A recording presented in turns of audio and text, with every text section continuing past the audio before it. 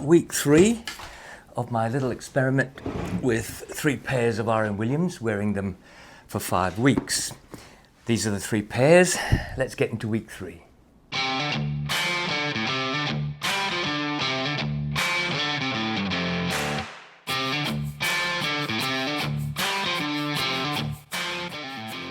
How you going? Welcome back to my channel Bootlosophy, channel reviewing heritage boots and a few other things from time to time.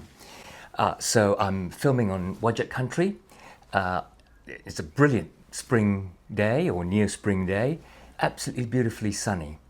So this is week 3 of my 5 weeks in RM Williams challenge. I chose 3 pairs of RM Williams boots, and I'm going to wear them across 5 weeks, and this is the 3rd week. If you haven't seen weeks 1 and 2, you should probably go and see weeks 1 and 2 first and then come and watch this one.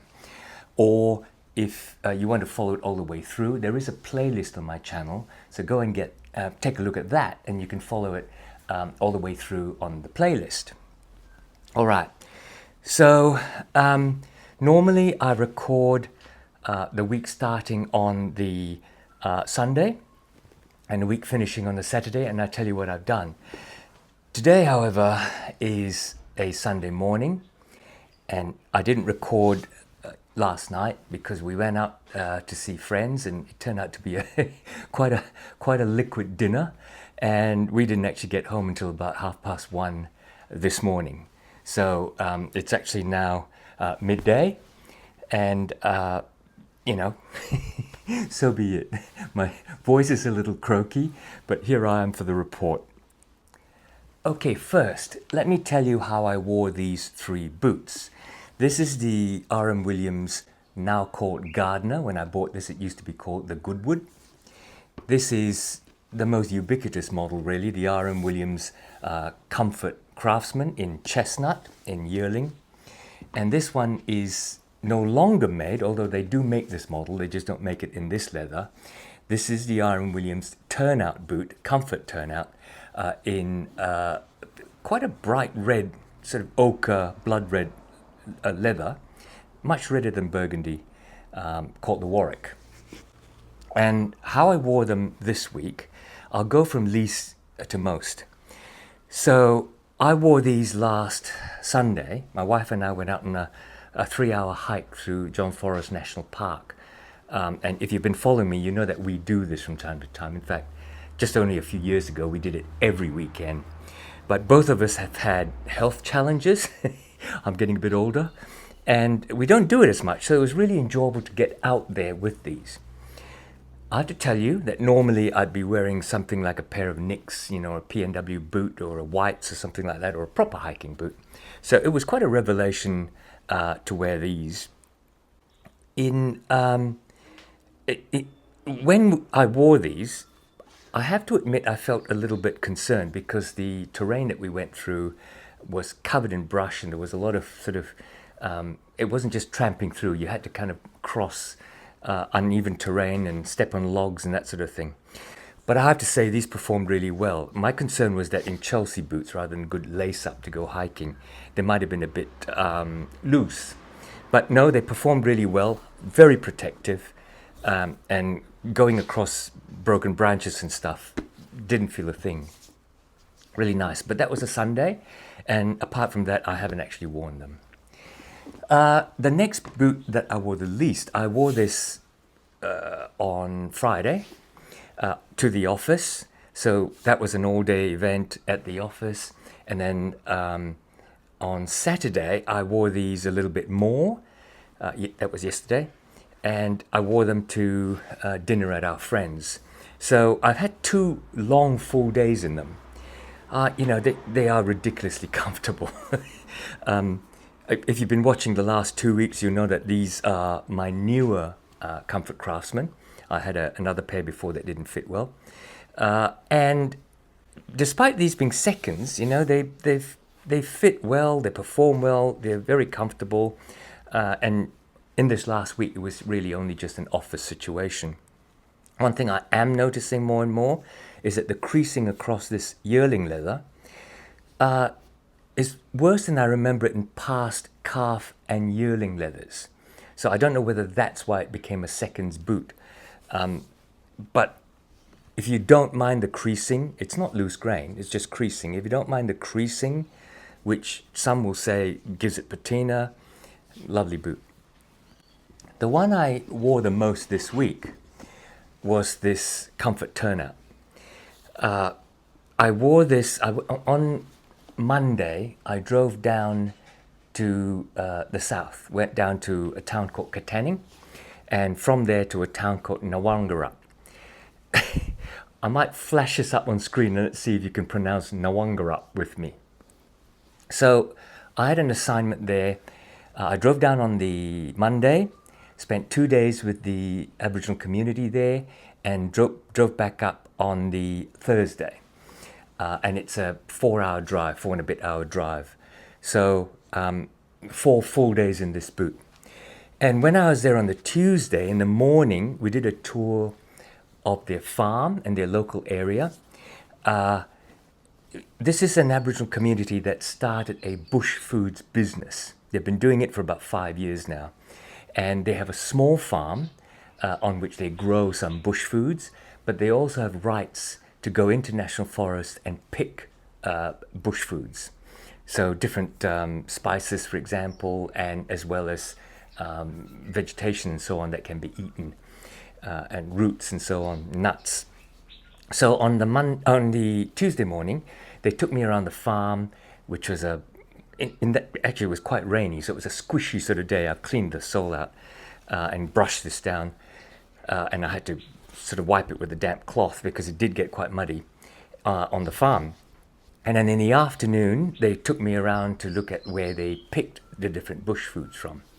And then on the Wednesday, the full day on Wednesday, we spent a whole day in their shed, which was bloody freezing, and doing a workshop on their vision about what they wanted to do with the profits, because after 4 or 5 years, they're actually starting to make profits. So they told me that what they wanted to do was to make sure that the profits went back to the community, in particular the kids, to make sure that they were able to gain employment. And so they wanted to do things like training the kids on how to attend interviews, what to dress and so on. When I say kids, I guess these are young adults, teens and so on, in order to get local jobs, because there is a very traditional sort of country-led culture down there, that they want to stay within their country. And so they were looking for ways that they could spend the money on teaching the kids how to get local jobs, things about discipline, being on time, all that sort of stuff. But they also wanted to help school-age kids, because once the kids finished at school, both their parents were often normally working. So what they wanted to start was something that they call a homework center. So when the kids come home from school, they're all able to go to a local community center where there are people employed to sort of play games with them, and then after a certain pause, and they have tea and so on, they're then given quiet space to do their homework for the next day. So we had a great discussion about that. But the point about that was I wore these for 4 whole days. 2 days driving, pretty much. 1 day walking around the farm and the national park down there to look at how they grew their bush foods. And then a whole day in a shed, quite dusty shed. So when I got home, I had to wipe these down with a damp cloth, give them a brush, basically rinse the soles under a tap. And as you can see, it was soft, sandy stuff, muddy stuff, so it didn't get totally worn, but fantastic little rubber outsole for that sort of situation. So in this next segment, I want to talk a little bit about the construction of the Turnout boot. It's still available, just not in this leather. What I did last week was what I'm going to do is each week take a look at one of the boots and go through the construction. So this week is the turn of the Turnout. So it's a 270-degree Goodyear welted boot. And for those of you who don't know, that means that the top part of the boot is connected to the lower part of the boot by connecting the two parts to this thing called a welt that runs across the front 3/4, which is 270 degrees. On the inside, the insole is stitched to the inside of this leather strip called the welt, and the outsole is stitched on the outside edge to the welt itself. So that way you have a stitch that runs on the outsole and through to the outside edge of the welt, so that any water that seeps doesn't get into the boot. And on the inside, you've got the attachment on the inside, which never comes out on the outside. An explanation of the water resistance. It's 270 degrees because, like most RM Williamses, they try and give you a sleek profile rather than have a deep chunk of welt coming through. Big controversy, obviously, over recent construction of RM Williams boots. This one is perhaps about a year or two older than this one. This is a second, and this is new old stock, which I bought off eBay. I think there's a big difference between the yearling used here and the yearling used here. This is very fine. It has a very waxy hand, but very supple and very firm to soft in temper. And the creasing on it, after wearing it for the last couple of weeks on and off and 4 days this week, if you look at the creasing, it's really fine compared to the sort of deeper creases that you get. So obviously somewhere in between the two there, I think, has been a change in tanneries. The crucial thing about the construction is on the inside, where I think I said last week, perhaps talking about that one, that I can feel the soft foam on which your feet stand, which is glued to what I thought might have been leatherboard. So the foam, in inverted commas, is actually Poron. And then I found out that the hard insole that is stitched to everything is a board called Texon. And I thought it worthwhile to have a look at the description of both the Poron and the Texon. So this is what I've been able to discover through my research across different areas of the internet. Poron apparently is not just a foam. It's made by the Rogers Corporation. According to them, Poron is a high-performance microcellular urethane foam made by the Rogers Corporation. Unlike cheap latex or EVA foams that crush and then become flat over time, Poron has an open cell structure that acts like tiny springs, providing long-lasting cushioning, shock absorption, and gap sealing. Interestingly, when I started to compare Poron to leather, assuming people want a leather midsole and then a leather insole, was that Poron is actually more expensive than leather per square meter. I guess that's because of the licensing and so on that the Rogers Corporation have on Poron. So the pros of Poron is instant comfort, as I've said all along. They call it true impact protection, but I guess they have this open cellular spring-like network, but initially foam has that same thing too. Well, hello, Mr. Crow. Come and visit. Ignore the crow. It maintains shape under load, so when you're sitting on it over a long period of time, gosh, critics are everywhere. When you stand on it over a long period of time, and I mean months, years even, it maintains its shape under the load. It springs back, unlike normal EVA foam, which squashes. And it's also antimicrobial because of the treatment in it. The cons are shorter material lifespan. Whilst it lasts longer than normal foam, it does not last as long as leather. So that's a definite tick to people who don't like Poron. The con is also it has a higher upfront sheet cost. As I said, when I tried to ring various suppliers and compared them to leather, it was surprisingly more expensive. So when you hear people say, oh, they're using Poron because it's cheap, not true. Footwear manufacturers who use foam might actually be buying foam because it's cheap. But if you get Poron, it's actually more expensive than leather. And then what it does tend to do is it will degrade with moisture and heat over 2 years or so. So after a couple of years, if you're wearing this constantly, that Poron might start to degrade. And then on the inside, what I found out, I called it a leather board, but it turns out that it's Texon. And it's actually cardboard, if you like. It's made from paper materials mixed with chemicals like fiberglass type resins. And that surprised me. I thought it was leather board, so I take that back. But, and what happens is, R.M. Williams does not have a midsole. So you have this rubber outsole, and that leather piece you see is actually the welt. So it sits directly onto the rubber outsole. But on the inside, they use the Texon board. I think I'll start calling it a footbed in this video. The Texon board is what gets a gemming attached and then sewn onto the welt. And then on top of that Texon board, they put on the Poron. I'll call that the insole. So the footbed is what you can feel if you push your finger in under the soft part, and it's quite the hard part, and I thought that was leather board. So on a side-by-side comparison between, and people say, you know, you should have a leather midsole.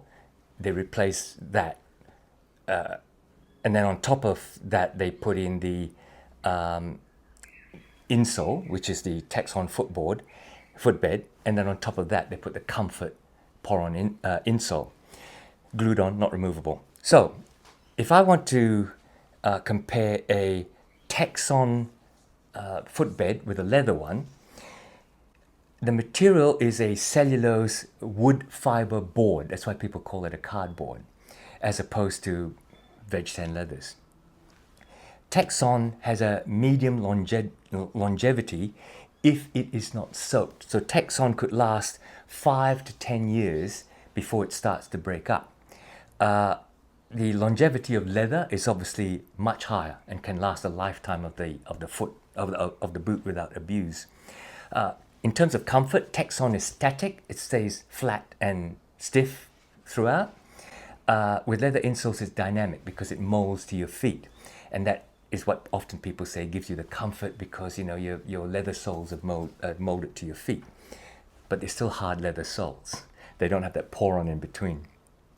In terms of breathability, Texon is really good, absorbs and releases sweat.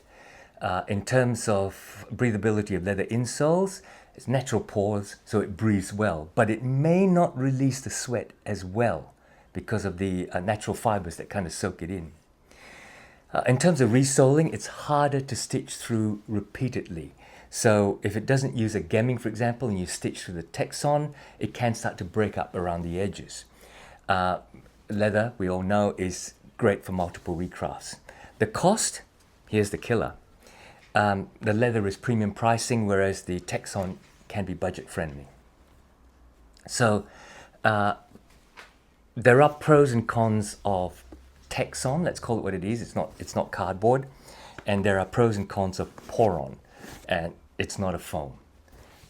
So to summarize the week and the experience I've had in all three boots, these two previously had more of a feature in the last 2 weeks, so it's this one that features the most this week. The performance of the Gardner / Goodwood out in the forest was great. It gripped my feet. They are a bit bigger. You watch my other videos and I'll explain why. They're a wider elastic boot. So it gives you that comfort when you're trekking over rough ground, and that your feet aren't really bound and sort of captured in a single plane. But having said that, you do expect it to be caught to your foot. And being a Chelsea boot, I was a bit concerned that it wasn't, and it wasn't too bad. It wasn't too bad at all. In terms of this week sitting in the office all day, one day, and then all day and going out at night on yesterday, totally comfortable. So say what you like about poorer construction. I don't see any problems with the QC, but the poorer materials, say what you like about it. Very comfortable boot. This one got muddy. Proved it to be water resistant. I didn't splash through puddles, so I didn't test for waterproofness, but certainly water resistant. It was covered in mud, got a wet towel, cleaned it all up, brushed it, and look at it. it's still waxy, it's still shiny. All those creases are very tiny little crystalline creases. Absolutely gorgeous. A few scratches now here and there. The leather hasn't really changed very much in all three. I don't expect it to in 5 weeks, but because I'm wearing them more frequently, I think I may expect to see some changes in the leather. This one I've probably seen the most because I've worn these two on and off in the last 2 years. This one, not so much. So I'm beginning to see changes in hue, not so much scratches, which are appearing, but the actual grayness and brightness of the leather itself. It's starting to show. Really brilliant. So I'm liking this experience.